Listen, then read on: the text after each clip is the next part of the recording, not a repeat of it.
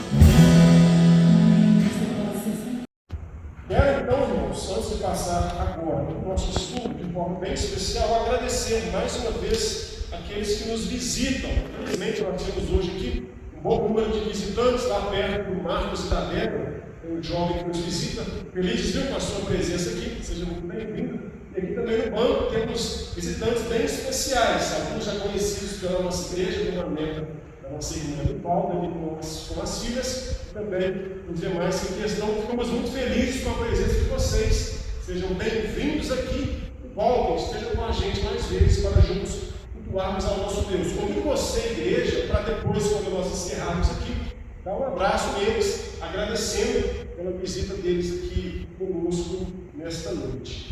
Nós vamos então, irmãs e irmãos, passar para um tempo de estudar um pouco a palavra do nosso Senhor. Aqueles que nos visitam, as quartas-feiras aqui na nossa igreja é um tempo de estudo bíblico, onde nós tiramos esse tempo do nosso encontro para pegarmos o texto ou algum assunto da Bíblia e conversarmos aqui. Fiquem então muito à vontade, quem nos visita, mas você também, membro da igreja, para participar com a gente. Sempre falo isso. Só levantar a sua mão, fique muito à vontade.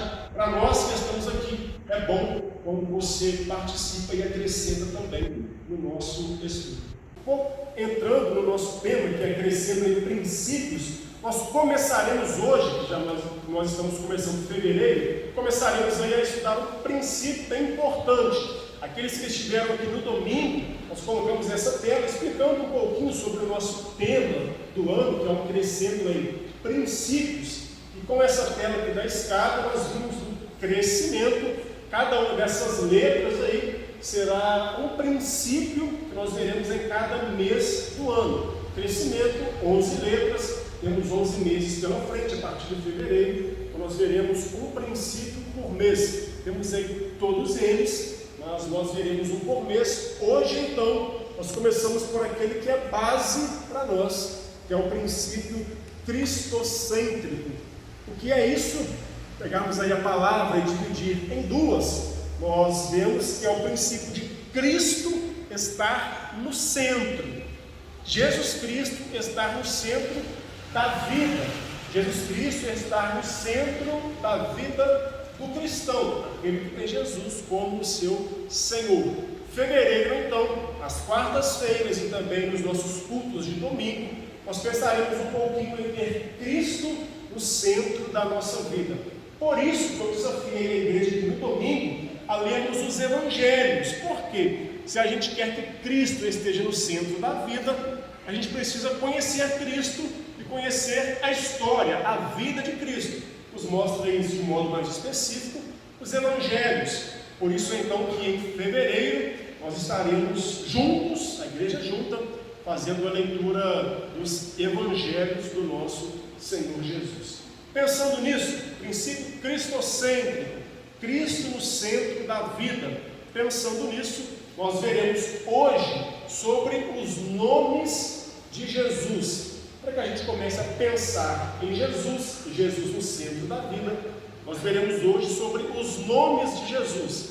Aqueles aqui que realizarem a leitura dos evangelhos, verão que os evangelhos, por vezes, colocam aí diferentes nomes para Jesus. Nós veremos alguns deles aqui nessa noite. Trago este assunto então para nós nessa noite, para que, realizando a leitura dos evangelhos em fevereiro, você entenda um pouco melhor os nomes de Jesus que aparecerão aí nos evangelhos. Nós não pegaremos um texto e vamos destrinchar esse texto durante todo o estudo, não. Nós vamos olhando alguns textos saltados de acordo com o nosso estudo aqui. Beleza? Então, o primeiro nome, como nós pensamos em Jesus Cristo, nosso Senhor, obviamente é o próprio nome Jesus, aquele mais conhecido, aquele nome mais popular, que está embaixo do nome Jesus, é a referência deles lá no Antigo Testamento. O nome Jesus, embora seja o mais conhecido do nosso mestre, tem uma raiz um pouco indefinida. Nós temos aqui dois nomes, tem raiz hebraica, mas a raiz do nome Jesus é um pouquinho mais indefinida. As variações mais comuns são os dois nomes que nós temos aqui, que são nomes parecidos com o que nós temos lá no Antigo Testamento. Quando nós pensamos no nome Jesus, como aqui está, esse nome é o nome pessoal de Jesus, é um nome pessoal que o próprio Deus designou que ele tivesse. Vou pedir que você abra a Bíblia, lá em Lucas, no capítulo 1. Fique atento e atenta aí, nós veremos aqui bastante versículos da Bíblia, então está me ajudando, abrindo e fazendo as leituras. Lucas, capítulo 1.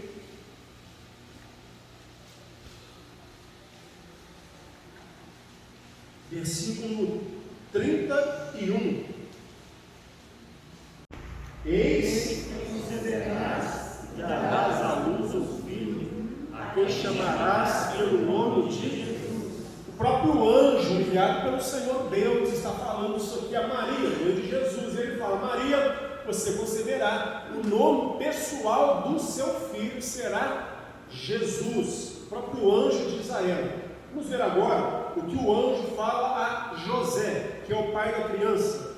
Mateus capítulo 1.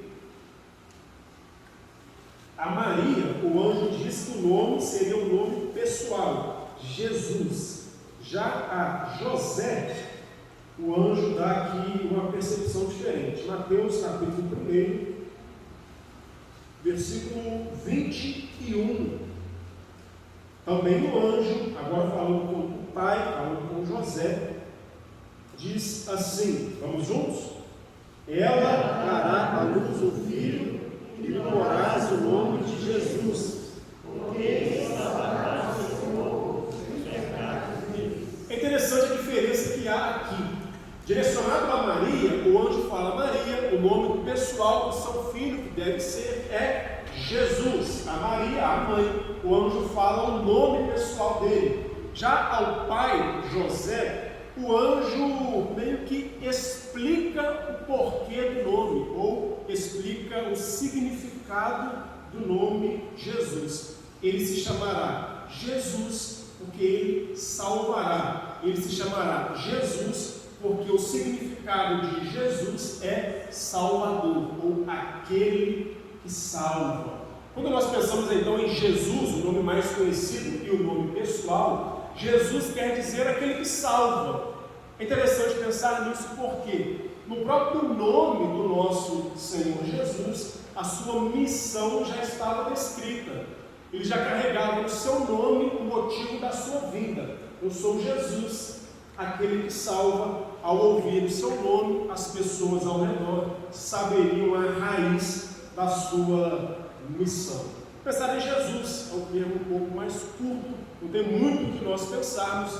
Fique com isso. Jesus é o nome pessoal e Jesus significa aquele que salva, aquele que vem para salvar. Agora, um outro nome que os evangelhos dão para Jesus, que algumas vezes nós pensamos que é um nome composto, que é um nome que vem para completar o nome Jesus, que é o termo Cristo. Muitas vezes nós falamos Jesus Cristo, nosso Senhor, Cristo Jesus, o nosso Mestre. Falando assim, a gente pode ser levado a pensar às vezes que Cristo seria aí um nome composto. O nome composto de Jesus é Jesus Cristo. Mas não. Se Jesus é um nome e um nome pessoal ordenado pelo próprio anjo, Cristo não é aí um nome, mas Cristo é um título, é um ofício. É como se Jesus carregasse o seu nome pessoal, Jesus, e carregasse também o seu título, o seu ofício, aquilo que ele é. Por exemplo, prático para a gente entender. Meu nome é Davi Silva de Freitas. Esse é o meu nome pessoal. O meu título, o meu ofício é pastor. Geralmente, quando as pessoas, principalmente pessoas da igreja ou pessoas aqui da nossa cidade, vão se referir a mim, não se referem ao meu nome pessoal, mas se referem ao meu título, ao meu ofício. Você geralmente fala com alguém assim. Não fala com alguém assim, o Davi Silva de Freitas veio lá de Carangola para a nossa cidade. O que é que você fala às vezes? O pastor veio lá de Carangola para Manhumirim, a nossa cidade. Então nós nos referimos ao pastor geralmente pelo seu ofício, pelo seu título. A Jesus se dá assim também. Jesus é o seu nome, o seu ofício é ser o Cristo. O que é que significa esse Cristo aí? Temos aqui embaixo a palavra que vem lá no hebraico, no Antigo Testamento, e significa ungido.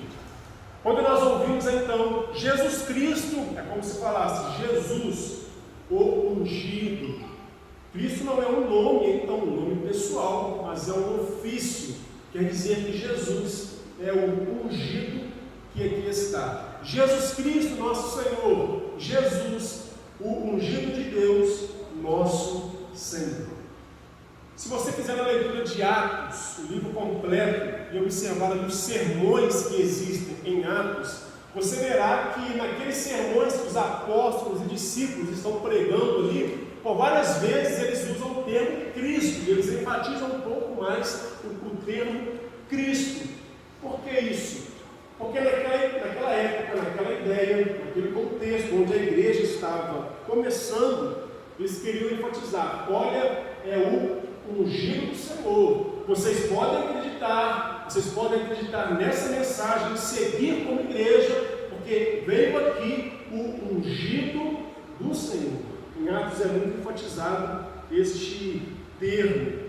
O que é que significa esse ungido, então? Cristo ser o ungido, pensando em todo o texto bíblico, em toda a teologia bíblica. No Antigo Testamento, que vem essa palavrinha que está embaixo de Cristo, essa palavrinha da raiz hebraica, no Antigo Testamento era um contexto de reis, e os reis lá eram chamados de ungidos de Deus. Abra sua Bíblia, lá em 1 Samuel, capítulo 24. 1 Samuel 24, versículo 10. No contexto aqui, Davi está se dirigindo a Saul e fala assim: os teus próprios olhos viram hoje que o Senhor te pôs em minhas mãos nesta caverna, e alguns disseram que eu te matasse, porém a minha mão te poupou, porque disse: observe com atenção: não estenderei a mão contra o meu Senhor, pois é o ungido de Deus. Aqueles no Antigo Testamento que tinham essa função de rei eram falados como ungidos de Deus. E pensando no contexto do Antigo Testamento, esta unção a eles, essa unção ao rei, se dava através de um instrumento, de um material. Alguém se lembra qual era? Eles eram ungidos com óleo. Eles eram ungidos com óleo. A unção, então, lá no Antigo Testamento, para esses reis, era feita com óleo. Salvo engano, alguns estudos atrás, nosso irmão Eli mencionou isso aqui. Esse óleo, em alguns aspectos, já simbolizava o Espírito de Deus, a unção do próprio Deus através do seu Espírito. Nós começamos o nosso encontro aqui nessa noite lendo um salmo muito conhecido, que é o Salmo 23. Na Bíblia, nos salmos, há um conjunto de salmos que nós chamamos de salmos messiânicos, que são salmos que falam sobre Jesus Cristo. Salmo 2, Salmo 22, que é muito conhecido por falar de Jesus Cristo, Salmo 24, mas nós não olhamos para o Salmo 23, que nós lemos, é muito conhecido por nós não olhamos para ele como um salmo messiânico, fala de Jesus, mas ele nos fala sobre Jesus de modo muito claro. O Salmo 23, que nós lemos, fala no versículo 5: preparas-me uma mesa na presença dos meus adversários, unges-me a cabeça com óleo, o meu cálice transborda. A ideia trazida aqui é de uma unção, onde o anfitrião de uma casa, ou o anfitrião de uma festa, derramava óleo sobre aquele convidado que encontrava favor dele. Então o anfitrião derramava-se óleo em abundância, ou cálice em abundância, sobre aquele que encontrava favor do dono da casa, encontrava favor do dono da festa. Isaías 61, versículo 3, diz assim, é um texto conhecido por nós que fala aí sobre o nosso Senhor. O Espírito do Senhor Deus está sobre mim, porque me ungiu para pregar boas novas, e vem falando sobre essa unção. Então o nosso Senhor Jesus é mostrado no Salmo 23 como aquele que encontra favor do Rei, sobre quem o cálice de Deus se derrama em abundância, pensando no texto do Novo Testamento, sobre o nosso Senhor Jesus. Essa unção com óleo é derramada sobre o nosso Senhor, quando Ele encontra favor do dono da casa, o próprio Senhor Deus, e esse óleo, essa unção é derramada a esse ungido, a esse Cristo. Jesus Cristo, então, vem como ungido, vem como aquele que encontra favor abundante diante de Deus. Ele não para aí. Sendo um ungido, Jesus Cristo vem para demonstrar unção. Jesus Cristo vem para transmitir unção. Ele recebe sobre ele a unção abundante do Senhor. Salmo 23 nos lembra isso. Recebe sobre ele essa unção, esse óleo abundante para transmitir, para demonstrar e derramar ao outro. Isso para nós traz uma percepção e uma aplicação muito interessante. Jesus Cristo, ungido de Deus, lembrando que Cristo não é um nome, é um ofício do ungido. Por que isso é importante para nós? Entender isso, que Cristo é o ungido, que essa unção dele é derramada, demonstrada também entre outras pessoas. Por que isso é importante para nós? Se a gente lembra que Jesus alcançou todo o favor do rei, todo o favor do dono da casa, teve essa unção, ele vem como ungido. Se a gente crê nele, se a gente crê nessa unção, crê nele como o próprio Senhor, como o próprio ungido de Deus, aqui, a gente é levado a crer que essa unção não para nele, mas ela é contínua, uma vez que esse óleo derramado vai escorrendo aí, como o próprio Salmo fala, vai escorrendo sobre o barba, vai escorrendo sobre o corpo e vai escorrendo sobre todos os membros. Se a gente quer que Jesus é Cristo, é ungido de Deus, essa unção não para nele, essa unção é derramada sobre todos nós. Isso para nós, irmãos, é muito necessário. Receber da unção que vem do próprio Cristo para nós é muito necessário, uma vez que essa unção vem carregada do próprio Espírito de Deus. Jesus, nome pessoal, Cristo, ou ungido, é nosso também. Derrama essa unção para nós também, uma vez que agora podemos então encontrar favor diante do rei, favor diante do dono da casa.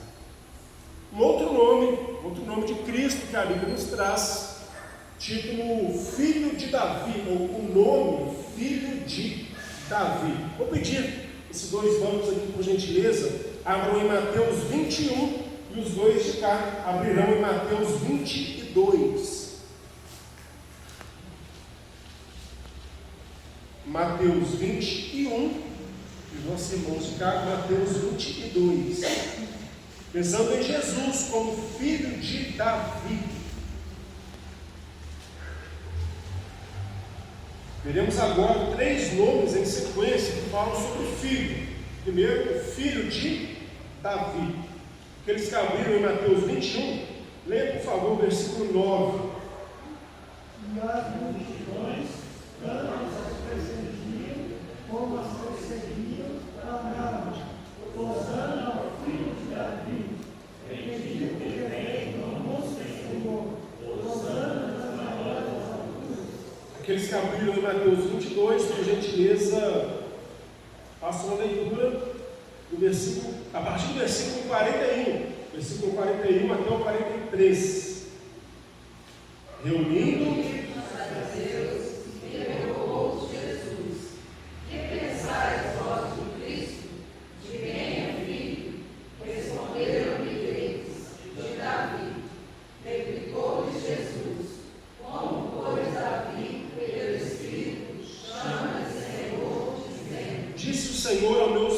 assenta-te à minha direita, até que eu ponha os teus inimigos debaixo dos teus pés. Se Davi, pois, lhe chama Senhor, como é ele seu filho? E ninguém lhe podia responder palavra, nem ousou alguém, a partir daquele dia, fazer-lhe perguntas. Jesus, filho de Davi, os textos que lemos aqui nos mostram isso. Tanto os fariseus reconhecem ele como filho de Davi, quanto aqueles que estavam o exaltando e o louvando na sua entrada triunfal em Jerusalém.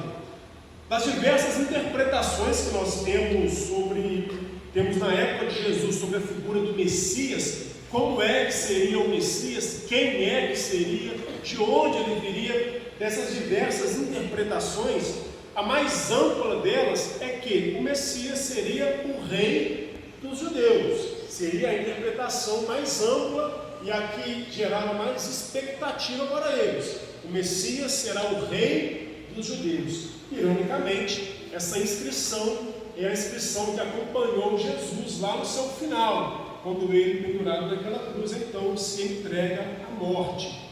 Ele é o rei dos judeus. Sim, à vontade.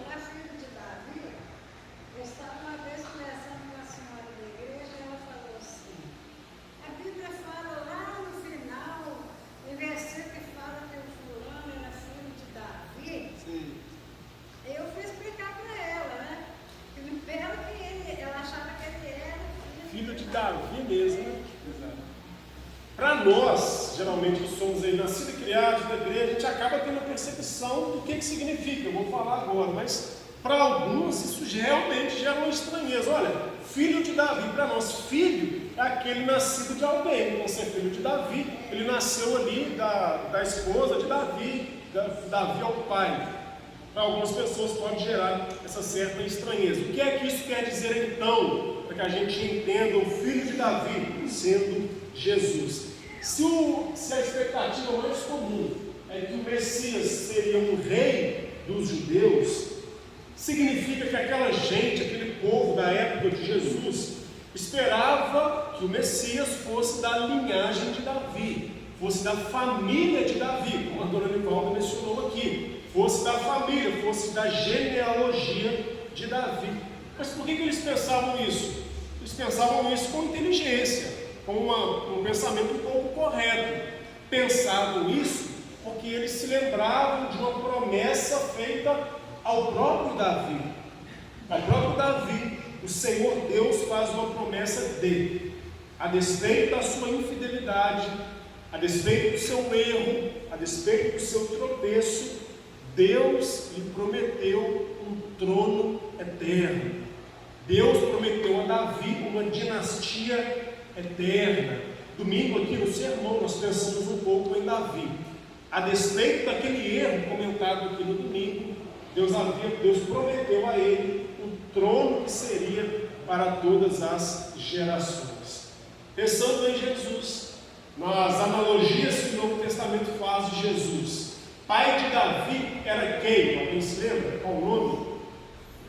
Jessé. Jesus é mostrado tanto em Isaías como em algumas analogias do Novo Testamento como o rebento de Jessé, aquele que veio para renovar a árvore, veio para renovar a vida, a família. Jesus é mostrado, como no Salmo que eu li aqui 23, como um pastor, um rei pastor, pegando também a ideia de linhagem de Davi. Jesus então é mostrado como filho de Davi para corresponder às expectativas daquela gente, corresponder à expectativa daquele povo. Pensar nisso para nós é muito importante e de uma aplicação muito bonita, porque nós vemos que Jesus vem com um cumprimento de expectativas. Jesus se mostra como cumpridor de expectativas do coração humano, quando essa expectativa é fundamentada, quando essa expectativa é enraizada em algo de proveito, enraizada em algo verdadeiro, a própria promessa de Deus. Há uma comparação legal para a gente fazer. Há um versículo muito conhecido do Evangelho de João, que é o primeiro versículo do Evangelho. Alguém se lembra como começa? No princípio era o Verbo, e o Verbo estava com Deus, e o Verbo era quem? Deus. Era Deus, ele estava no princípio com Deus. O evangelista João começa o seu evangelho mostrando que Jesus é Deus, enfatizando que Jesus é Deus, e desde o princípio ele foi Deus, e desde o princípio ele esteve como Deus na criação de todas as coisas. Mateus, o evangelista, começa o evangelho de um modo um pouquinho diferente. Mateus começa mostrando uma longa lista, que é a lista da genealogia, que confessemos algumas vezes, a gente tem a tendência de pular listas assim quando nós estamos na nossa leitura bíblica. Mateus começa mostrando, não que Jesus era Deus, não que Jesus sempre existiu e sempre foi Deus. Mateus começa diferente, você pode folhear sua Bíblia para ler. Mateus começa mostrando uma genealogia. O evangelista Mateus, diferente de Lucas, que queria mostrar Jesus como Deus, Mateus tinha a intenção, a preocupação primeira, de mostrar Jesus como integrante do povo de Israel. Já mencionei aqui algumas vezes que cada evangelista escreveu para um público específico. Mateus escreveu especificamente para os judeus. Os judeus tinham a expectativa de que o Messias seria o rei deles, e para que fosse rei deles deveria vir da linhagem de Davi, porque eles conheciam a promessa feita a Davi. Mateus então, esperto, conhecedor dessa expectativa, começa mostrando aos judeus: olha, a expectativa acabou. Estou mostrando aqui com a sua genealogia que sim, esse que veio é filho de Davi, é da linhagem de Davi, é da descendência de Davi. Irmãos, Jesus supre expectativa. O nome filho de Davi, para o judeu, lembra que Jesus supre expectativa. Deveria lembrar que Jesus é aquele que vem para completar expectativas do coração humano, da esperança humana. Repito, quando essas estão bem fundamentadas, quando essas estão bem enraizadas. Pensar nisso para nós é muito bom, é muito necessário. Temos um Senhor, temos um Messias, temos um Salvador que supre expectativas do coração. Temos um Salvador que supre as esperanças do nosso coração. Todos nós aqui confessemos, todos nós aqui temos alguma expectativa com o Senhor, alguma esperança de que Ele faça algo, alguma esperança de que Ele se manifeste de um modo diferente para resolver alguma situação. Quando essas estão bem fundamentadas em promessas, fundamentadas em palavras do próprio Senhor, tenha certeza que Ele cumpre, que em algum momento da história Ele se mostra como o cumprimento de expectativas de cada coração. Ele é filho de Davi, Ele também é filho do homem, Ele é filho do homem. Vou pedir que todos abram em Mateus 17. Falei que nós abriríamos em bastantes versículos, então me ajude aí por gentileza. Mateus 17, leremos o versículo 22.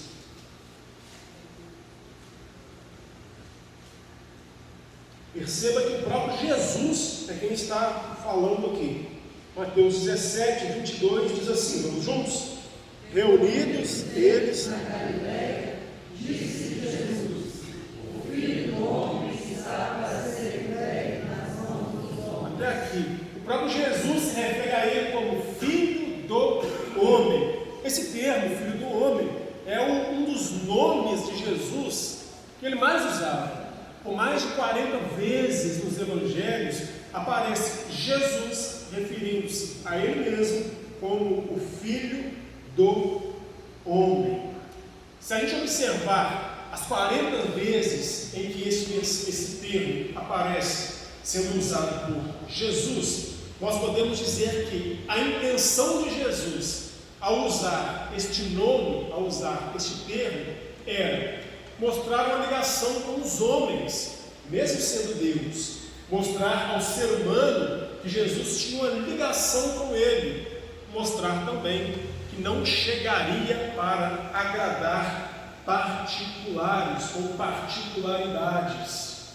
Filho do homem, usado por Jesus, serve para mostrar que ele tem uma ligação com a humanidade, ele tem uma ligação com o ser humano, embora seja Deus. E serve também para mostrar que ele não veio aqui e não está hoje aqui para agradar particularidades de cada coração, quando estas vão em desacordo com a sua promessa, vão em desacordo com a sua vida e aquilo que é correto diante dele.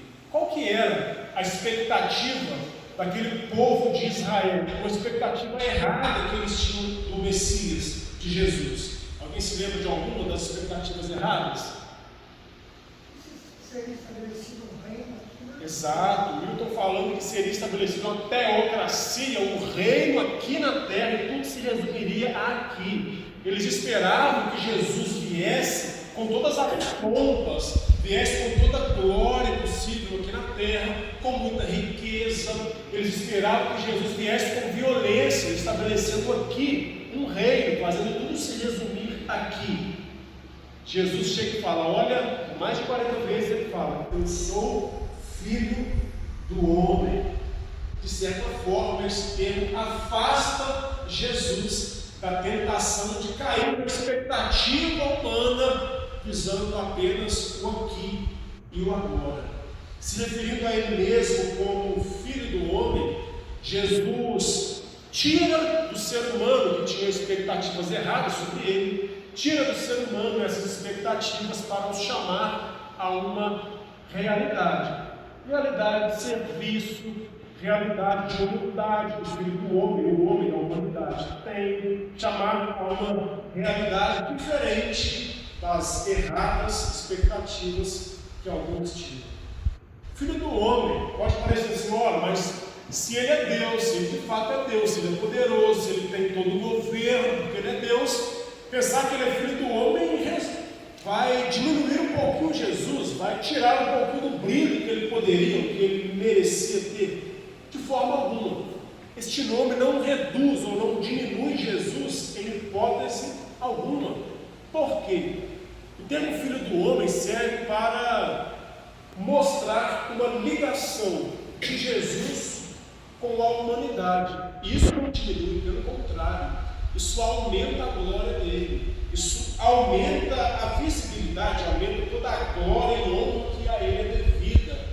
Se ele se refere como Filho do Homem, ele está querendo colocar na nossa mentalidade, que ele vem para restaurar uma humanidade perdida. Ele veio como um segundo Adão. Primeiro não deu conta de continuar no propósito de Deus. Jesus veio como um segundo Adão, uma segunda maneira de viver a humanidade para restaurar o povo que estava perdido, para que houvesse agora então possibilidade de uma nova vida com Deus. Aqueles que estavam aqui no domingo se lembram, eu mencionei sobre a questão do jardineiro, Jesus se apresentar a Maria, depois que ele já havia ressuscitado, como um jardineiro, dando a ideia de um novo jardim, dando a ideia de uma nova criação, algo a ser restaurado. Pensar que ele é Filho do Homem, então, exalta a humanidade e exalta Jesus também, por pensarmos que há possibilidade de vida pura com Deus, porque o Filho do Homem aqui esteve e puramente viveu. Às vezes em que Jesus utilizava esse termo, nas situações em que ele usava, geralmente era quando ele estava referindo-se a sua segunda vinda, quando ele estava se referindo à sua ressurreição, como o texto foi lido aqui, morte e ressurreição, quando ele estava se referindo ao seu caráter, à sua essência. Percebe que tudo isso, segunda vinda, ressurreição, essência divina, só competem a Deus. Então Jesus, utilizando o termo Filho do Homem, fazia em situações bem específicas, bem espertas, para mostrar que ele faria, como Filho do Homem, humano como nós, ele faria coisas que apenas o divino pode fazer. Pensar nisso é importante para nós. Por quê? Porque é importante para nós pensarmos o Filho do Homem, o nosso Senhor Jesus sendo Deus também. Isso aponta para o aqui. Isso aponta para o agora, aponta aqui para o hoje. A gente sabe que ele, como Filho do Homem, humanidade, trazendo a ideia da humanidade, de um segundo Adão, um segundo homem, ele esteve aqui. E Jesus fala para mostrar que ele estava de fato aqui.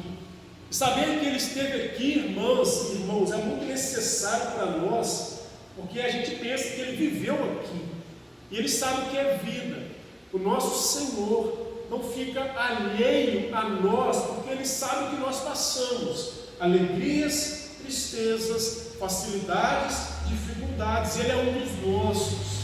Saber que ele é Filho do Homem, ele esteve aqui como homem, como humanidade, mas é Deus e agora está lá em cima, nos traz esperança, porque Jesus viveu o que a gente vive. O Filho do Homem enfrentou tudo que a gente enfrenta. Ele sabe o que é sofrer, ele sabe o que é ser decepcionado, ele sabe o que é ser traído por aqueles que você tinha confiança, ele sabe o que é ser rejeitado, ele sabe também o que é passar por alegrias e momentos legais da vida aqui. Jesus sabe o que é vida, e Jesus sabe o que nós vivemos aqui. E é interessante pensar que Jesus fala que ele viria, quando ele se referia à sua segunda vinda, ele continua falando Filho do Homem, dando ideia de humanidade. O que isso quer dizer? Jesus hoje, embora nos céus, continua com a sua humanidade. A encarnação de Jesus foi eterna, não foi enquanto ele estava aqui nos seus anos, mas uma vez encarnado, Deus se fez encarnado. Hoje Jesus, o nosso Senhor, está com a sua encarnação ao lado do Pai, ao lado de Deus. Então ele sabe o que você homem enfrenta aqui, o que você mulher enfrenta aqui. Ele sabe porque ele viveu. É por isso que ele intercede perfeitamente ao Pai por nós, porque ele sabe o que nós enfrentamos aqui. Por fim, quero mencionar a você que embora seja filho de Davi, mostrando aqui a sua humanidade, a sua realeza, embora seja filho do homem, mostrando que como homem ele estava aqui, Jesus, sobretudo, é filho de Deus. Filho de Deus. Nós vamos ler mais um texto, Marcos, no capítulo 1, logo o primeiro versículo deste capítulo. Pode deixar sua Bíblia aberta aí, depois nós leremos mais uma vez o texto de Marcos. Marcos, capítulo 1, versículo também 1. Vamos juntos? Princípio do Evangelho de Jesus Cristo, Filho de Deus. Dividindo aqui o termo, o nome, em dois, nos ajuda a entender um pouco melhor. Filho de, traz a ideia, como a dona Nivaldo mencionou aqui naquele exemplo, traz a ideia de humano. Aquele que é filho de é nascido de alguém. Por isso que a dona Nivaldo mencionou que se é filho de Davi, a pessoa pensava que de fato era filho real de Davi. Porque filho de, na nossa linguagem, na nossa maneira de entender, traz a ideia de alguém que é nascido de, alguém que nasceu de um ser humano. Mas o termo continua, filho de Deus. E a palavra Deus aqui, neste nome, traz a ideia de essência, o próprio ser de Deus. Jesus é Deus, ele faz parte do ser de Deus, ele faz parte do Deus triuno, ele faz parte da essência de Deus. Um versículo que nós lembramos de João: no princípio já era Deus, já estava como Deus, exercendo todo o seu governo. Filho de ser humano, nascido de mulher, Deus, ser de Deus, essência de Deus. Pensar nisso traz a nós uma ideia muito bonita, que é uma ideia de adoção.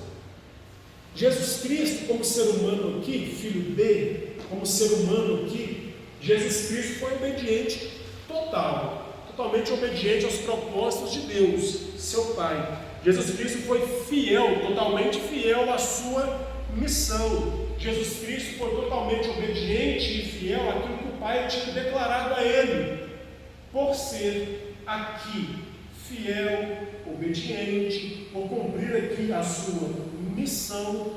Jesus Cristo, ele é de certa forma adotado como o próprio Filho de Deus. Não quer dizer que ele não seja, quer dizer que ele não seja Deus. Humano que aqui estava, ser humano que aqui estava, cumprindo perfeitamente o que ele tinha que cumprir, Jesus então faz parte do ser de Deus.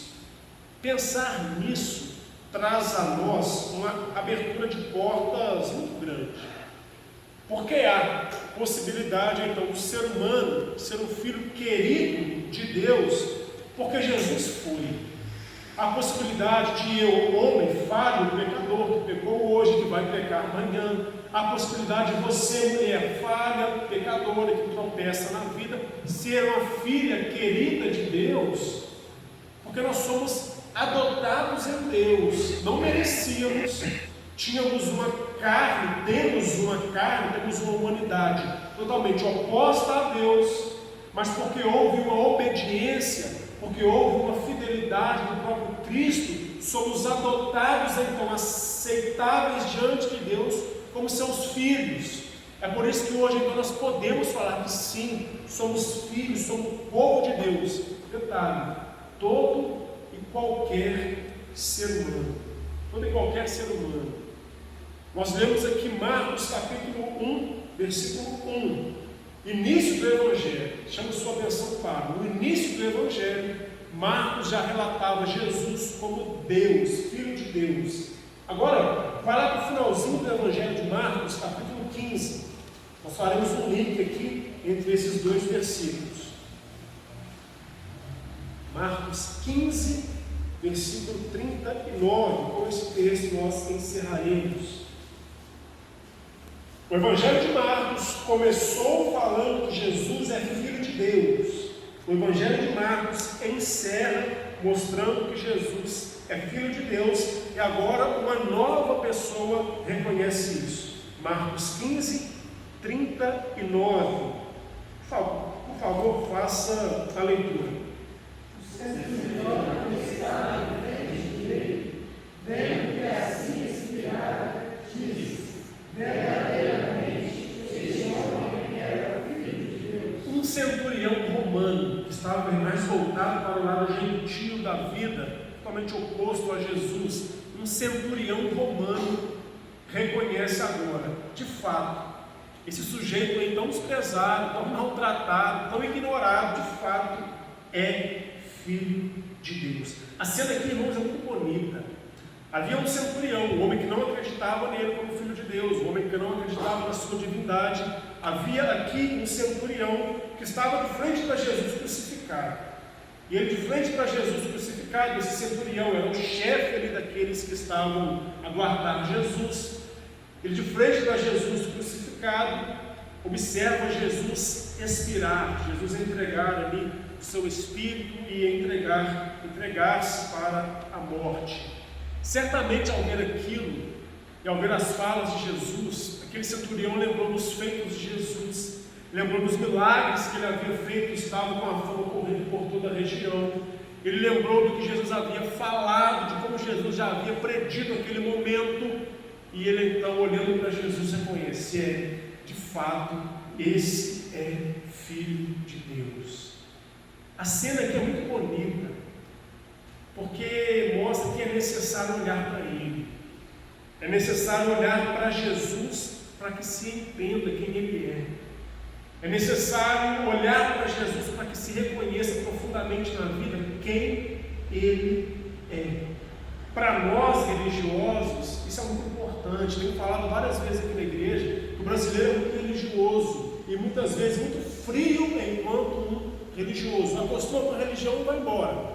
Acostuma com qualquer superficialidade e vai. Nós religiosos precisamos olhar para isso com muita atenção, com dobrada atenção para o exemplo aqui. É necessário olhar para Ele. Os judeus não reconheciam. Aquele povo que tinha expectativa, tinha esperança, tinha promessas, não reconheciam. Por quê? Porque eles olhavam para as suas expectativas. O ser humano olhando para si, para a sua expectativa, para a sua vontade, para aquilo que ele acha que Deus tem que ser, não consegue reconhecer quem Deus é.